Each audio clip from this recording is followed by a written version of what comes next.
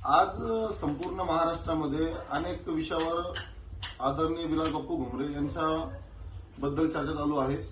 मी पैठणचे भाग्यविधाते आमदार आमचे नेते विलास बापू घुमरे साहेब यांचं आज खरंच एक अभिनंदन व्यक्त करतो। त्यांनी त्यांच्या स्वतःच्या मुलाला आज मतदान प्रक्रियेमध्ये संपूर्ण परिवारासह घेऊन गेले आणि मतदान प्रक्रिया काय असते आणि येणाऱ्या भविष्यामध्ये मतदान आणि लोकशाहीचा अधिकार काय असतो हे शिकवण्यात त्यांनी प्रयत्न केला। त्याबद्दल त्यांचं स्वागत करणे अतिशय मी मनापासून स्वागत करतो।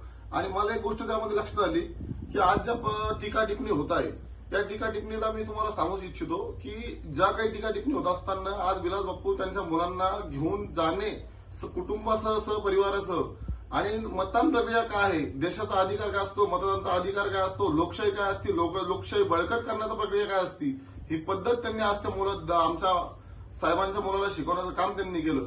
त्याबद्दल सर्वांना मी त्या गोष्टीचा एकदम आनंद व्यक्त कुठेतरी होत आहे आणि त्यांच्यावर काही टीका टिप्पणी होत आहे ही सर्व चुकीची प्रकारची आहे।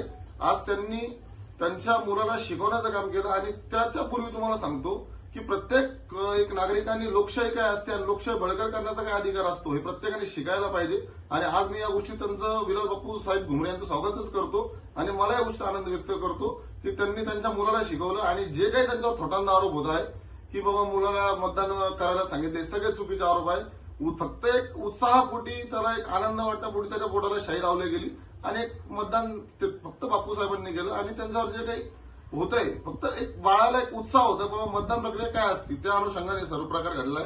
यात कुठेही काही नाही, याचं उलट अभिनंदन स्वागत करायला पाहिजे असे मला वाटते।